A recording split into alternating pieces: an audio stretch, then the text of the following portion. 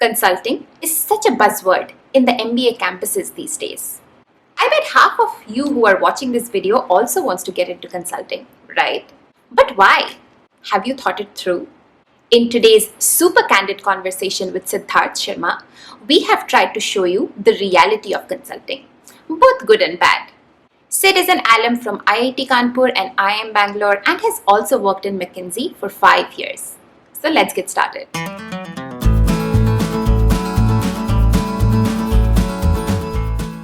Hey Sid, Hey, so welcome back and thank you so much for taking out time again. no, pleasure. So today I thought of taking your consulting gyan because I feel like consulting is such a buzzword in the campuses these days, and a lot of people just blindly want to pursue consulting without knowing enough about pros and cons, exit options, and in general the life. So you have been in consulting for 5 years now. I want to understand like what were your learnings and what do you think are the pros and cons. But let's first begin by when did you decide you wanted to do consulting? Was there a thought process? So I was open to consulting when I joined IIM. When I was at IIT, I wasn't considering it. I did not apply to most places.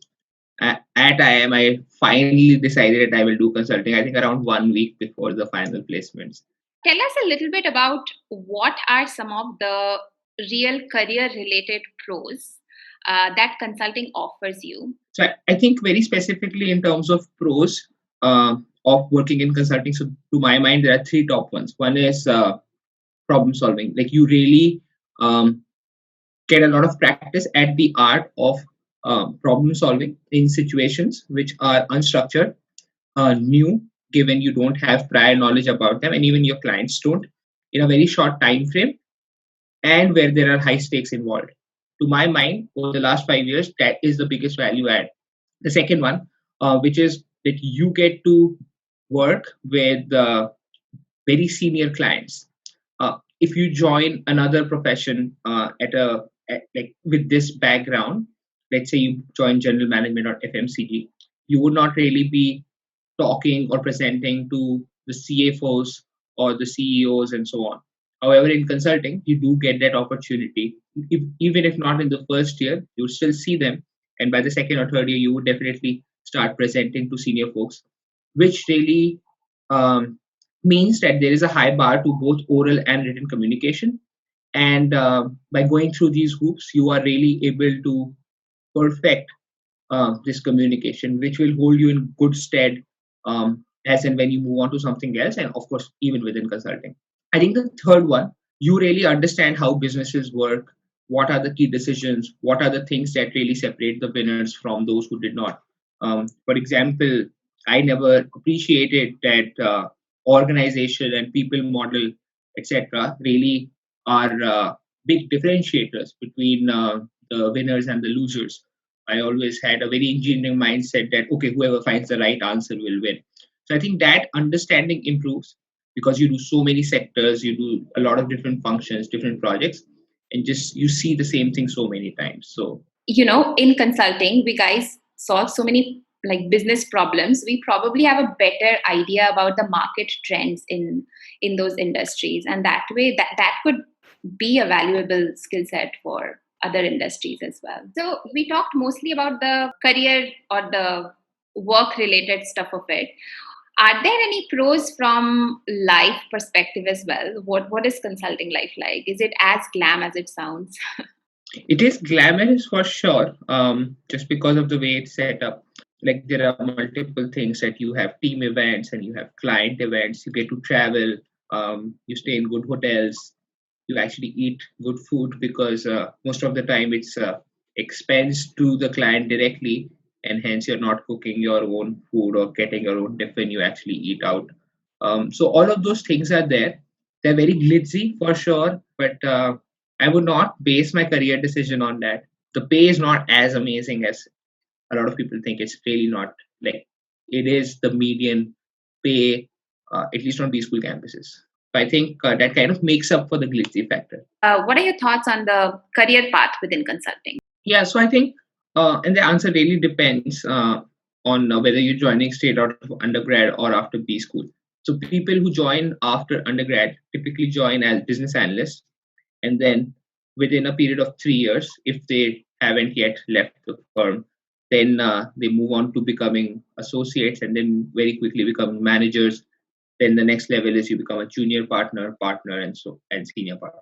That's the trajectory. At every level, you typically spend 2 to 3 years. If you are fast, then you can do it in 1.5 years. People who leave out of these schools, they still join just 1 year ahead of those who join from undergrad campuses. But the trajectory after that is pretty much the same. There are really two big roles, or rather three big roles in our consulting team. One is the analyst and the associates. These are people who will have the individual work stream. They will have a defined problem. Then there is a manager who integrates it across these different people and also is the key point of contact for the client. Now, obviously, analysts and associates speak to the client, but the manager brings it together. He's responsible for the delivery. And then you will have the leadership, which would mean junior partners, content experts, senior partners. These are the people who either hold the client relationship or they have deep knowledge in the particular problem that we are trying to solve. So you just talked about the analyst trajectory as well. So it seems like even if the analysts don't really go out for an MBA or other options, then they pretty much have a very similar sort of growth story, right? They're not losing any years as such. And if someone really wants to do consulting, then it's not necessary for them to like go for an MBA maybe. Absolutely not. The only reason you would want to go for an MBA is because the success rate of joining consulting post undergrad is lower, because there are fewer analyst roles, there are more candidates, and hence consulting firms have a higher bar when they recruit analysts. Let's talk a little bit about the different exit options or the potential exit options that are available after consulting. And what are your thoughts on when is like the right time for what kind of exit options? And I think this is the most misunderstood part about consulting. Because as I said, like it is positioned as something that where you can go ahead, do anything, figure out what you want to do, and just go ahead and do that. But that doesn't really pan out that way. There are a lot of misconceptions on at least Indian campuses on the kind of exit opportunities from consulting. One of the biggest misconceptions is that a lot of people are going to private equity, which is something that a lot of people do want to do just because there's a lot of money in it. Very few people do end up going into private equity. In fact, in the last three batches, I don't know anyone who went into the top 4 or 5 private equity firms in India. And this I'm speaking only for those who joined from B schools. There are private equity opportunities, but they are then for the next tier of private equities. And once you get there, you may really do well there, and you may end up at one of the top 5. So that is how it can pan out. The next kind of exits are exits into tech firms or unicorns. Again, people think that that is very common. It's not. It is not very common, because these people again are now spoiled for choice because it's an exciting career option. A lot of people do want to go there, and consultants do not, in most cases, bring the perfect skill set that these companies are looking for. The most common kind of exits are with either early stage startups, because they are looking for people who can do the unstructured, fast paced problem solving that we were discussing earlier. Or the second one is with more mature companies looking for hires into their strategy roles or their ongoing business operations roles, etc.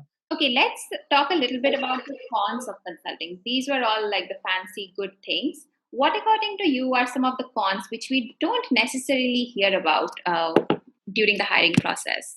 This is the best kept secret about the cons. In fact, some of it is actually showed as a pro. So, in case you're very masochistic, you should go ahead for a consulting career, which absolutely offers one of the worst work-life balances out there among all your career options. So that definitely is a big con. Like the work-life balance has like two aspects. One is like locational, which is that for a lot of sectors like pharma or industrials, you do end up spending like majority of the work week.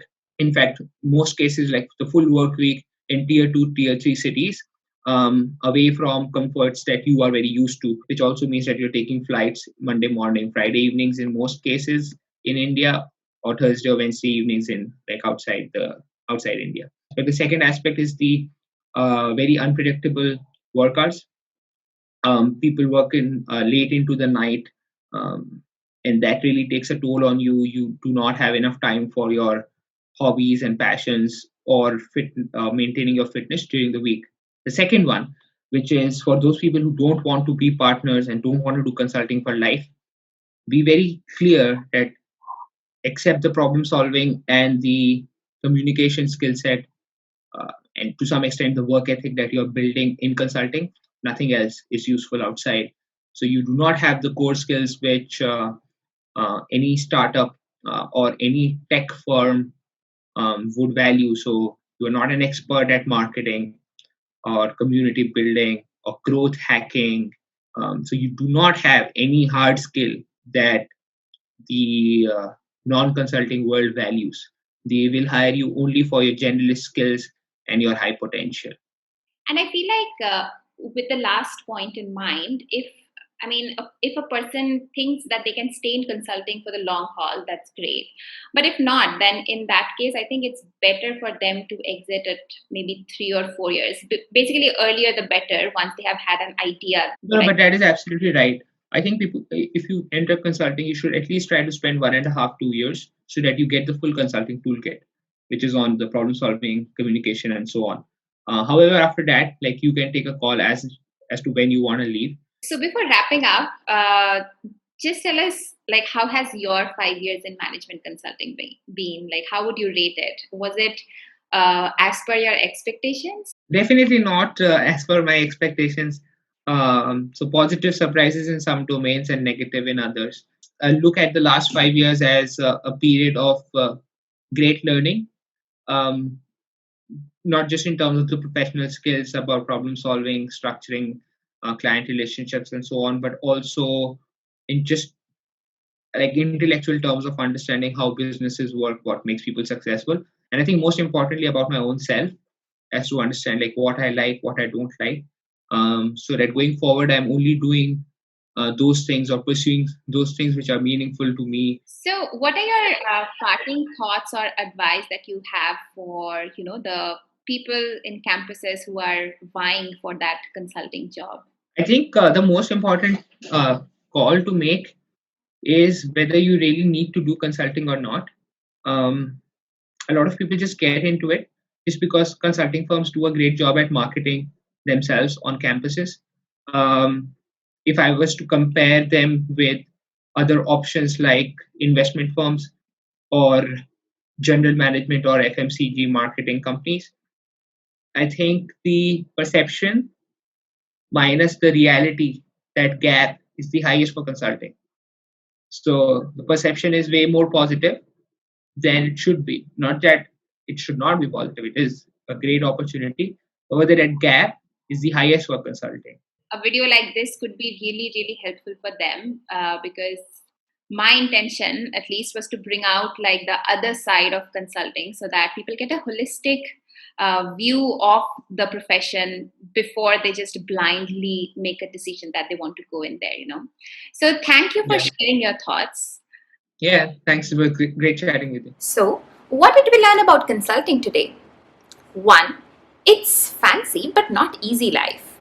2. It's a great option if you are confused and you want to explore a few industries and sectors before making up a mind where you want to specialize. 3. While it does equip you with some really good skills like problem solving, communication skills, how to handle pressure, but if you look at it, there are no real hard skills that it's giving you. Nothing of the likes of marketing, sales, ops. And 4th, if you do realize that consulting is not for you in the long run, then you should start exploring your exit options around the 2-year mark. So I really hope you guys liked this video and found it insightful. If you did, please like the video and share it with your friends who are also aiming to go to consulting. And please subscribe because that just keeps me motivated to bring more such interesting conversations to you. And I'm going to see you next week with another super interesting video. Till then, bye!